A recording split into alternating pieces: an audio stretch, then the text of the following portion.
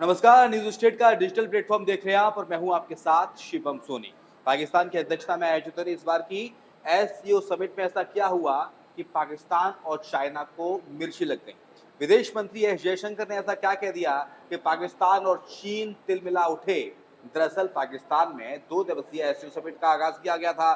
2 दिवसीय समिट थी जिसमें भारत के विदेश मंत्री एस जयशंकर भी हिस्सा लेने पहुंचे थे।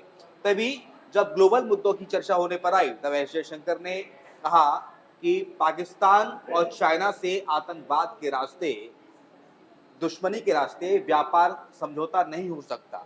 हमारे साथ हमारे सहयोगी साहिल हमें ज्वाइन कर रहे हैं। साहिल, एस जी, जयशंकर का ये बयान कि आतंकवाद के रास्ते अगर आप चाहें कि व्यापार कर सकते हैं, एक मुल्क से दूसरे मुल्क में अपनी सेवाओं का आदान प्रदान कर सकते हैं, ये कितना बड़ा मैसेज ग्लोबली जाता है एस जयशंकर का। देखिए सबसे पहली बात तो ये है कि जो ये समिट हुई है, इस समिट में एक तकरीबन 1 दशक बाद कोई भारतीय हम कहीं विदेश मंत्री पहुँचते हैं क्योंकि अक्सर होता यही है कि ऐसी समिट्स में प्रधानमंत्री खुद जाया करते हैं, मगर इस बार ये हुआ है कि क्योंकि पाकिस्तान में समिट हो रही थी, तो विदेश मंत्री वहाँ पहुँचते हैं।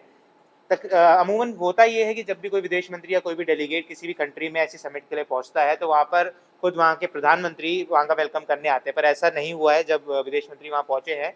तो वहाँ पे शहबाज शरीफ नहीं पहुँचते हैं वेलकम करने के लिए और जिसके ऊपर पाकिस्तान में भी काफ़ी सवाल उठाए जा रही है, क्यों आखिर वहाँ के प्रधानमंत्री वहाँ नहीं पहुँचे हैं? क्यों? क्योंकि इस मीटिंग से पहले ही कहीं न कहीं ये बात पहले ही कह दी गई थी कि जब तक आतंकवाद रहेगा, हम द्विपक्षीय वार्ता आपके साथ नहीं करेंगे। हम्म, ये सिर्फ़ एससीओ समिट है, इसलिए भारत एससीओ समिट में हिस्सा लेगा क्योंकि भारत एससीओ का सदस्य है, हम्म, इसलिए वो वहाँ पहुँचेगा मगर द्विपक्षीय वार्ता नहीं की जाएगी जब तक आतंकवाद को नहीं रोका जाएगा। हम्म, अब आते हैं इस बात पर कि जो जो कुछ भी एस जयशंकर ने कहा है। अब एस जयशंकर ने क्या कहा है? एस जयशंकर ने साफ कहा है कि जब तक आप आतंकवाद नहीं रोकेंगे, हम्म, चाहे वो चीन हो, चाहे वो पाकिस्तान हो, क्योंकि नाम नहीं लिया है किसी का भी। हम्म। सीधा नाम लेके नहीं कहा गया कि हम चीन को कह रहे हैं या लेकिन पाकिस्तान टारगेट को पर कह रहे हैं। चाइना और पाकिस्तान ही थे। बिल्कुल, टारगेट पे चाइना, पाकिस्तान थे ये साफ हो गया, मगर हम्म, नाम नहीं लिया और हम्म, साफ ये कह दिया गया कि जब तक आतंकवाद रहेगा, जब तक अलगाववाद रहेगा, तब तक हम ना आपसे ट्रेड कर सकते हैं और शांति की वार्ता तब तक नहीं की जाएगी जब तक आप इन सब चीज़ों को यानी कि रोक नहीं देते। लब्बुल लबाब पूरी इस खबर का यही है कि जब तक आतंकवाद को खत्म नहीं कर देता चाइना और पाकिस्तान, तब तक बातचीत का रास्ता नहीं निकल सकता, व्यापार का रास्ता नहीं निकल सकता। अगर द्विपक्षीय वार्ता करना है, कम्युनिकेशन करना है, आदान प्रदान करना है, आयात निर्यात करना है, तो आपको आतंकवाद को समाप्त करना होगा। लेकिन चाइना के लिए कितना बड़ा मैसेज इसे कहा जाए, क्योंकि एलएसी के बार हम देखते हैं कि किस तरह से अक्सर घटनाएं वहाँ होती रहती हैं। तो चाइना को भी एक करारा जवाब है एस जयशंकर का। बिल्कुल, चाइना को बहुत करारा जवाब है क्योंकि अभी कुछ दिनों पहले ही ये खबर आई थी कि जो गलवान वैली है वहाँ से जो ट्रूप्स है वो पीछे की तरफ हटे थे। उसके हम्म, बाद जब एससीओ समिट होती है, एससीओ समिट में एस जयशंकर साफ कर देते हैं कि जब तक चीन ऐसी हरकतें करता रहेगा कि डिसएंगेजमेंट हुआ है। अगर इस समिट की बात करें तो इस समिट में चीन से बात करते हुए ये भी इस बात पे भी चर्चा की गई है कि क्या डिसएंगेजमेंट किया जाएगा और अगर डिसएंगेजमेंट किया जाएगा तो कितने पीछे चाइनीज़ ट्रूप्स हो हम्म, जाएँगे। अब सवाल ये उठ रहा है कि क्यों ऐसे बयान देने की नौबत आ गई है, क्यों? पहले ही पाकिस्तान आतंकवाद को लेके घिरा रहता है। हम्म, कि जब शहबाज शरीफ वहाँ एससीओ समिट में अपनी बात शुरू करते हैं तो शहबाज शरीफ क्या कहते हैं, क्योंकि अभी हाल-फिलहाल में ही पाकिस्तान में 2-3 आतंकवादी हमले हुए हैं जिनमें काफ़ी विस्फोट हुआ है। तो पाकिस्तान का कहना ये है कि पाकिस्तान में आतंकवाद अफ़गानिस्तान की तरफ से आ रहा है। हालाँकि ये साफ नहीं कहा गया मगर एक डायरेक्शन ज़रूर दे दी गई थी कि अफ़गानिस्तान की तरफ से ये सब किया जा रहा है। तो वही बात है कि क्योंकि पाकिस्तान भी आतंकवाद को लेकर हमेशा चर्चा में रहा है हम्म, और चाइना और पाकिस्तान के बीच में एक कॉरिडोर बनने वाला है जिसको हम कहते हैं सीपेक कॉरिडोर, यानी हम्म, चाइना पाकिस्तान इकोनॉमिक कॉरिडोर, जो कि सबसे बड़ा चिंता का विषय है भारत के लिए। क्यों? क्योंकि चाइना पाकिस्तान इकोनॉमिक कॉरिडोर जो है वो पीओके को क्रॉस करने वाला है। अब पाकिस्तान कहता है कि जो पीओके है वो हमारा एक हिस्सा है और भारत कहता है कि पीओके भारत का एक अभिन्न हिस्सा है। तो इसको लेके पहले ही डिसएंगेजमेंट हो रखा है, पहले ही वो एक बफर ज़ोन बना हुआ है और ऊपर से चाइना की इसमें जब एंट्री हो जाती है तो कहीं न कहीं सवाल खड़े हो जाते हैं भारत की सुरक्षा को लेकर।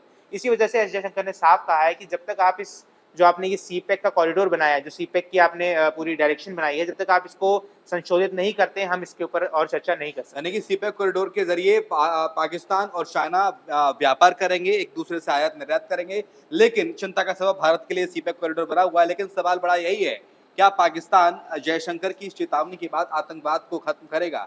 क्या China land of actual control पर हालात को नियंत्रण करेगा? क्योंकि ये बड़ा सवाल है। पिछले कई दिनों से आप देख रहे हैं कि गतिरोध लगातार बना हुआ है दोनों देशों के बीच में, चाहे कश्मीर के मुद्दे को लेकर हो या फिर आतंकवाद के मुद्दे को लेकर हो। आए दिन इस तरह की घटनाएं देखी जाती हैं, सीज फायर का वॉयलेशन जी। कई बार किया जाता है, लेकिन बावजूद उसके पाकिस्तान अपनी हरकतों से बाज नहीं आ रहा है। और जयशंकर 9 साल में पहले ऐसे विदेश मंत्री हैं कि अब तक सबसे ज्यादा उन्होंने पाकिस्तान के दौरे किए हैं, जितने भी विदेश मंत्री अब तक देश में रहे हैं उसमें जी। तकरीबन 9 से 10 बार मेरे ख्याल से एस जयशंकर पाकिस्तान के दौरे कर चुके हैं अपने टेन्योर के दरमियान। जी, बिल्कुल। और इस बार हुआ ये है कि इस बार बेलारूस, क्योंकि एससीओ समिट के दौरान सभी देश आए थे, 8 देश के प्रतिनिधित्व वहाँ पहुंचे हुए थे। मगर इस बार एक 10वां देश ज़रूर जुड़ा है, बेलारूस को इस बार जोड़ा गया है और बेलारूस के जो एक्सटर्नल अफेयर्स मिनिस्टर थे वो वहाँ पहुँचते हैं और उनकी उसमें एंट्री करवाई जाती है। इसके साथ ही एक एस्टाना डिक्लेरेशन साइन किया जाता है, क्योंकि ऐसा नहीं था कि एससीओ समिट सिर्फ भारत चाइना को लेकर ही था या भारत पाकिस्तान के ऊपर ही था।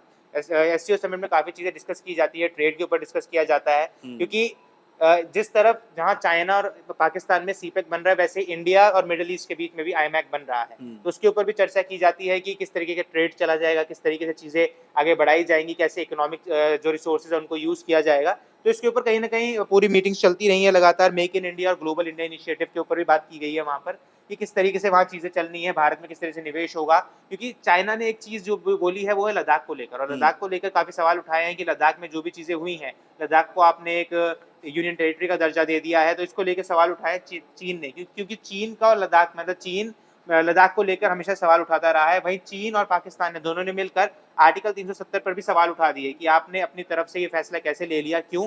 क्योंकि आर्टिकल 370 भारत ने हटाई ज़रूर, मगर पाकिस्तान हमेशा से ये कहता रहा है कि कश्मीर उनका एक अभिन्न हिस्सा है, कश्मीर का कुछ पार्ट उनका अभिन्न हिस्सा है और आप आर्टिकल 370 को रिवोक नहीं कर सकते हैं, जो कि भारत ने कर दिया था। तो इसको लेकर काफ़ी चर्चा हुई है, इसको लेकर काफ़ी बातचीत वहाँ की गई है कि ये भारत का एक मुद्दा है और आपको इसमें नहीं घुसना चाहिए, क्योंकि अगर आप इसमें घुस रहे हैं इसका मतलब आप इंटरनेशनली आप इस पूरे पे एक प्रेशर बनाना चाह रहे हैं, जो कि भारत को इस समय जबरदस्ती इंटरफेरेंस भी जी। अपना कर रहे हैं। लेकिन सवाल यही है कि शंघाई समिट के बाद क्या भारत पाकिस्तान के बीच जो तल्खी लगातार बढ़ रही थी उससे पहले, या भारत चाइना के बीच जो तल्खी बढ़ रही थी, क्या वो कम होगी? क्या एस जयशंकर के इस बयान के मायने भविष्य में निकाले जा सकेंगे? क्या दोनों देशों के अंदर जो डिप्लोमेटिक रिलेशंस हैं वो ठीक होंगे, जिसके बाद व्यापार की संभावना आगे बढ़ सके? देखना दिलचस्प होगा। फिलहाल दीजिए इजाजत, नमस्कार।